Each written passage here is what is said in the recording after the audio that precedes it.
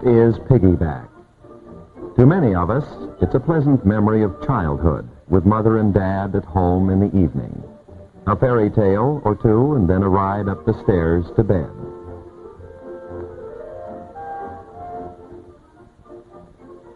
What is Piggy Back? To the circus man, it's an easier way of getting the big top from place to place. As far back as 1838, circuses were transporting their wagons by rail. And by the year 1870, the great Barnum was using as many as 60 railroad cars in the movement of his greatest show on earth.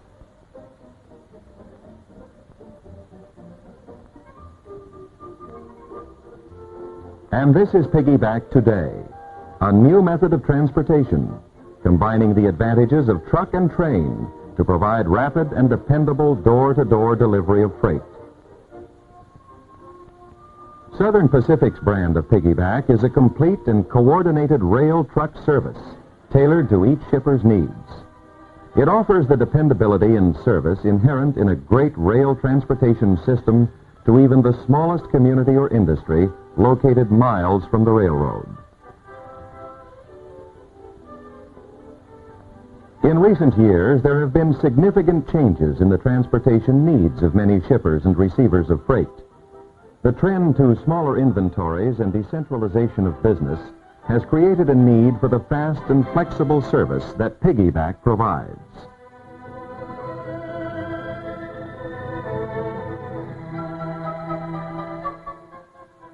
Already, both large and small industries are making wide use of this new service to speed their goods to market, and the list of customers and commodities continues to grow as the service is expanded. Piggy Back has had a phenomenal growth on the Southern Pacific system. Service is now provided between points on its own lines in 7 western states, and through connections with the Great Northern and the Northern Pacific, the service is extended to points in Washington, Idaho, Utah, and Wyoming. Southern Pacific also provides Piggy Back service between principal cities on its lines in Texas and Louisiana, and on the Cotton Belt, an SP affiliate, whose connections extend the service into the west and east. Southern Pacific is today one of the major carriers of Piggy Back in the nation. Engineers and car designers working closely with other departments of the railroad designed the first rolling stock to carry Piggy Back vans. Draftsmen followed through on the detailing and specifications of the new equipment. Today, these cars are being built or converted in quantities in SP's own shops to meet the immediate demands of this growing service. New and radically different cars designed by equipment suppliers and other railroads are being studied and tested to assure that Southern Pacific is abreast of the latest techniques in this revolutionary method of transport.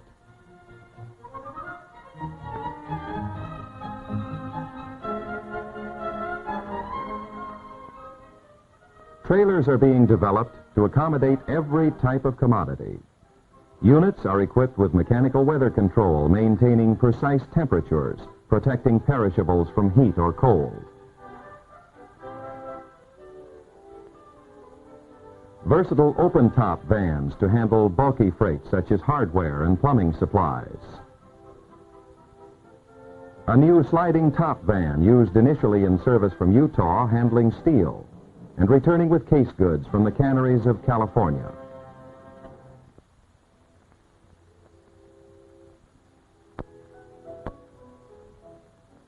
The first such specialized service developed for a large industry was for the shipment of beer from 2 large San Francisco breweries to their Southern California distributors, and returning with empty containers in the same equipment.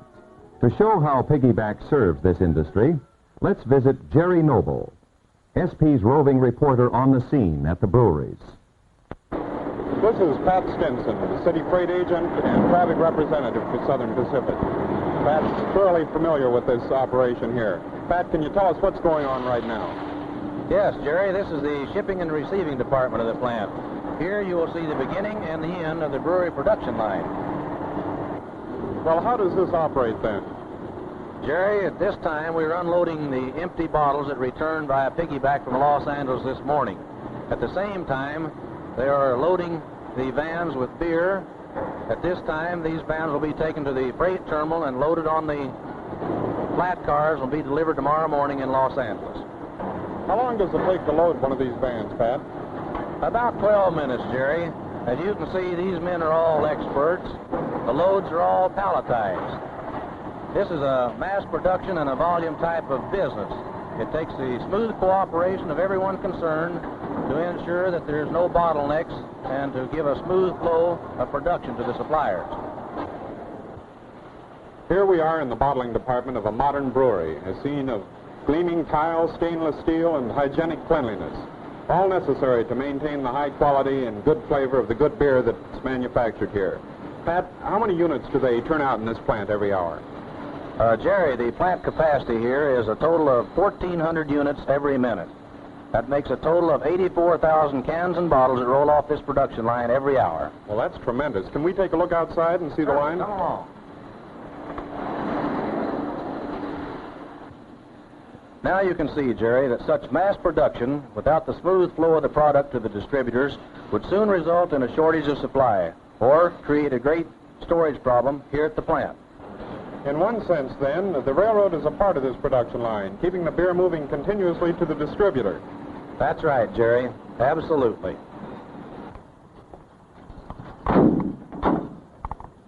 Good morning, Blaine. Blaine, I want you to meet our reporter, Jerry Noble. Jerry, this is Blaine Head, one of our PMT drivers. How do you do, Blaine? My pleasure, Mr. Noble. You're undoubtedly very familiar with this Piggy Back operation. Can you tell me how much breakage do you get? Practically no breakage, sir. Yeah, that's wonderful. Well, we're going down to the loading ramp. We'll see you down there, Blaine. Thanks. Here we are at San Francisco's Piggy Back loading ramp, and here comes Gil Hyder, driver Gil Hyder, with another load from one of San Francisco's breweries.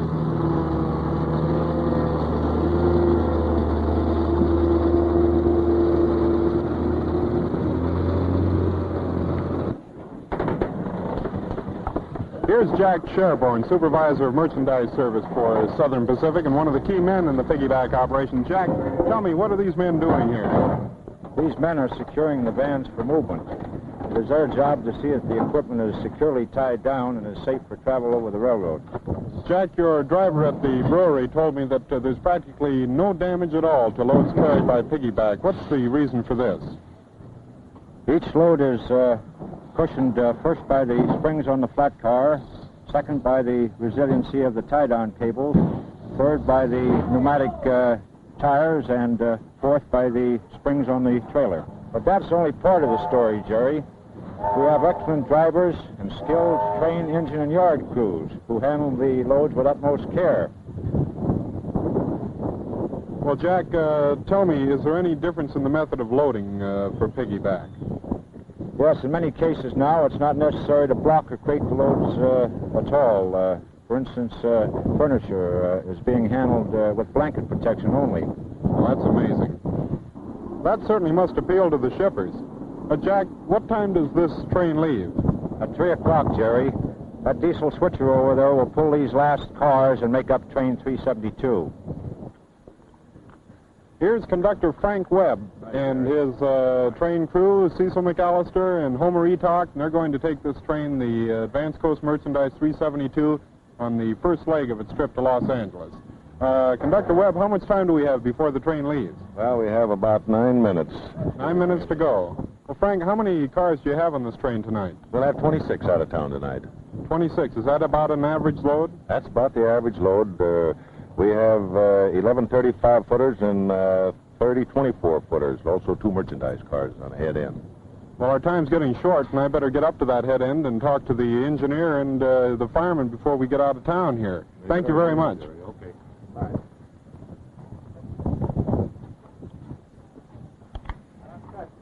Standing with me here is Walter Lindley.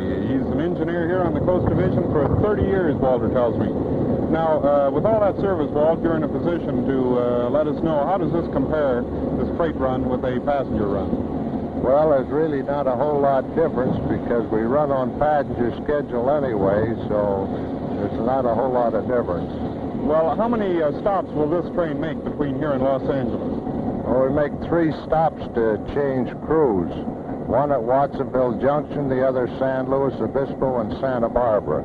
Well, you'll trail the Del Monte Special down a ways, right on their tail, won't you? Be all the way on there till they turn off on the branch at Castroville. Well, I can see that this train, these crews can't let this train drag its heels between here and Los Angeles if they're going to get in at 3:25 in the morning. No, not very well. I think we're due out right now. Well, thank you very much, Walter, for talking to us, and have a nice trip down. Good, thank you. Right.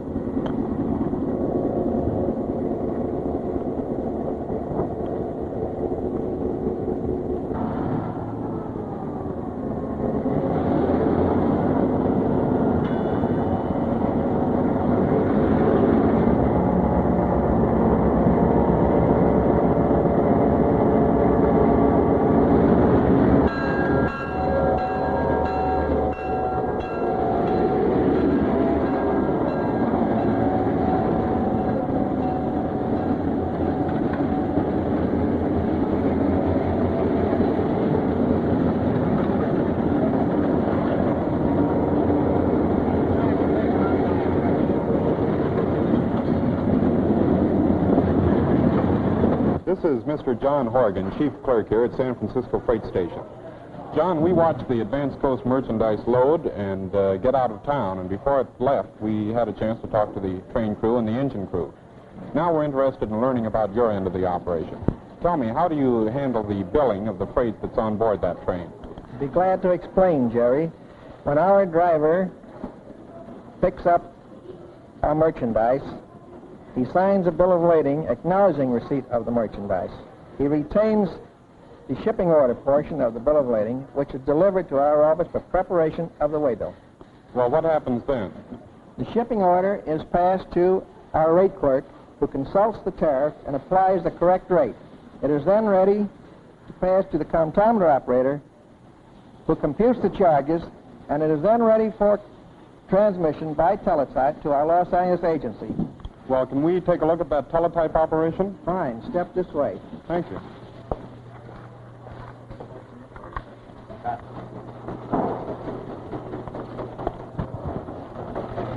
Well, this is our teletype operation. Yes, Jerry. The waybill is now being teletyped direct to our Los Angeles agency. Well, I can see that it takes the same sort of teamwork here in the office as it does out on the loading ramp to keep this piggyback operation going. Yes, it does, Jerry. Well, thank you very much, John. Now we're on our way uptown to see the operation in the central office in San Francisco. This is Carl Dudley, Assistant Supervisor of Merchandise Service for Southern Pacific. And he's familiar with the piggyback operation here in the central office in San Francisco. Carl, how in the world do you keep track of all the special equipment that's necessary for this piggyback operation? For instance, we saw car 510-179 being loaded down at 3rd Street. Now, do you have a record of that car? Why, yes, we do. Well, that particular car got into San Francisco from Los Angeles this morning and has already left on train 372 for Los Angeles this afternoon. Well, very good. A close check is maintained of this equipment at all times to make sure that it's always where we need it. Records are kept as far in advance as possible so we can take care of today's loadings and move the equipment where it will next be most required. And thank you very much. Our next move is to Los Angeles, where we will watch arrival and distribution of piggyback freight at that important terminal area. Here we are at Los Angeles Freight Station in the receiving room, and with me here is Mr. Vic Frazier, who's chief clerk of this operation. Mr. Frazier, tell me what's going on with this teletype machine here. These are piggyback bills being received by teletype from San Francisco. They cover shipments on train 372, which is the advanced section of the coast merchandise. Yes, that's the train we saw being loaded and leaving up in San Francisco. That gets here at 3:25 in the morning, doesn't it? That's correct. Tell me, why is it necessary to have these bills down here so much in advance of the train? Well, the way bills are teletyped ahead to allow time for certain accounting procedures, such as affixing the freight bill and delivery order numbers, assigning the drivers to their equipment, and, where necessary, to give notice of arrival to the consignee. I see. This is the Piggy Back loading ramp here at Los Angeles. This ramp looks a little different than at other points on Southern Pacific lines, and it may be that this is what future Piggy Back installations will look like. We have here 6 tracks holding from 2 to 8 cars. This permits maximum use of men and equipment in order to unload these vans expeditiously. Coming down the ramp here is Mr. Duke Graham of PMT, who's in charge of the trucks and drivers who handle distribution in this area. Mr. Graham, how do you figure out how many trucks and drivers you're going to need to handle each day's business? Jerry, that's based on a wire that we receive, and that way we know how many drivers and what kind of equipment we need to deliver these loads. Tell me, Mr. Graham, what are you handling here right now? We are completing unloading the Advanced Coast merchandise. Yeah, we saw that being loaded up in San Francisco. Well, Jerry, I'm going to have to leave you now. 374 is in the yard. That is the second section of the coast merchandise. Well, thank you very much, Mr. Graham. Coordinated rail truck service is furnished to a 2,000 square mile area in and around Los Angeles, home of some 4.5 million people and one of the nation's greatest industrial areas. Production and consumption is widely diversified. For example, Piggy Back may handle today soap products from Long Beach, famous recreational and industrial area on the Pacific Ocean. 50 miles to the east, steel from the great mills at Fontana. General merchandise to the rapidly growing Orange County community of Santa Ana. Roofing tile and industrial cable from metropolitan Los Angeles. Petroleum products and canned fish from Terminal Island, 2 of the area's most important products. Beverages and bakery goods to San Bernardino, Pleasant Valley community and gateway to the mountain recreational areas of Arrowhead and Big Bear. Drug sundries to Hollywood, heart of the television and movie industry.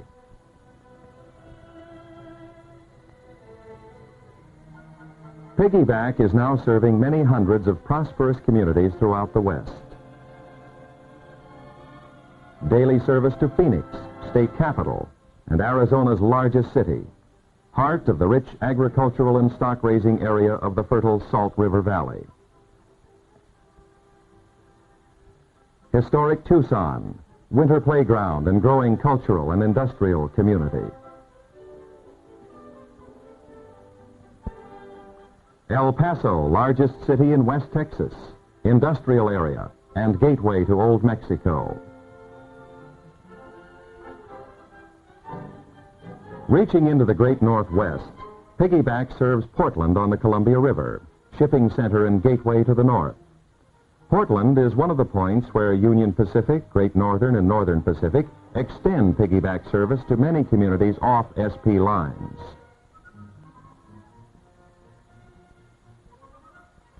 Eugene, Oregon, lumber and farming area and center of the rich Willamette Valley.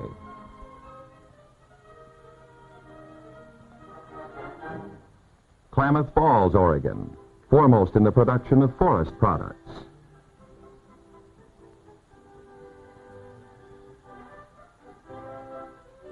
Piggy Back serves Mount Shasta, Dunsmuir, and the colorful Road River area.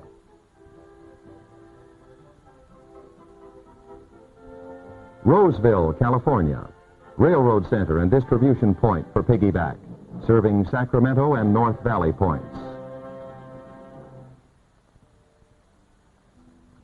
Further down the Central Valley, service at Stockton, inland port city of California.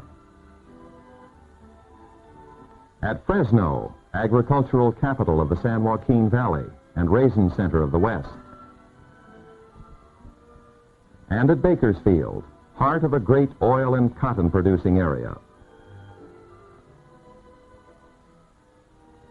From the rail terminal at Sparks, Nevada, Reno, Carson City, and the surrounding resort areas are served.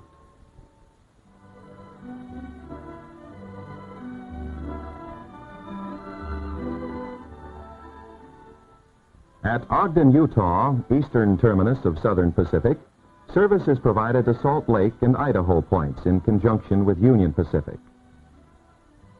The industrial and residential communities of the Bay Area are served by Piggy Back terminals at San Francisco, Oakland, Richmond, and at San Jose.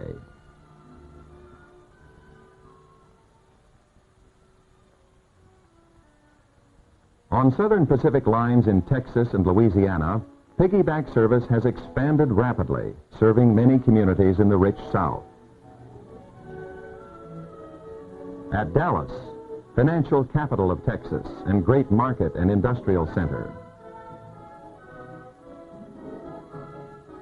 At San Antonio, historic and colorful, the principal commercial city of the South Texas trade area, extending into Mexico.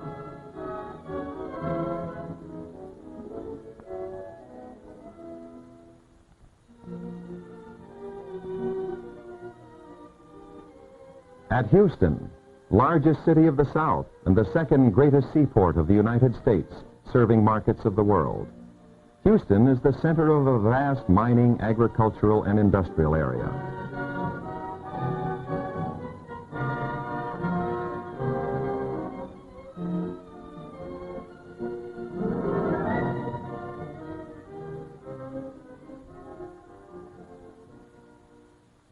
And at New Orleans, world-famous seaport at the mouth of the Mississippi, rail and market center, one of the world's best-loved cities, a blend of modern industry and old world charm.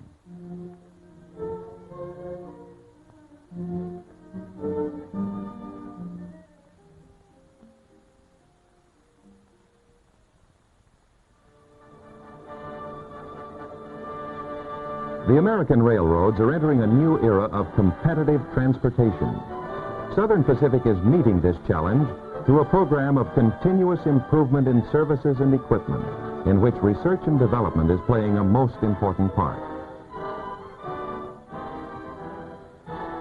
An educational program is being carried on with Southern Pacific employees, helping them to keep pace with the hundreds of new developments that are a part of modern railroading. More powerful and efficient locomotives,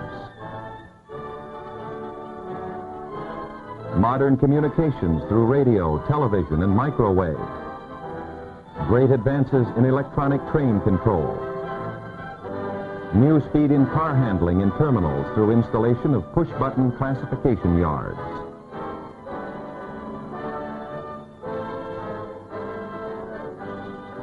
And on the main line, installation of heavier rail and road bed, and the elimination of many curves and grades, all of which make possible faster schedules and still greater safety. And now another Southern Pacific development, Piggy Back. One more step in maintaining Southern Pacific's position as the West's greatest transportation system.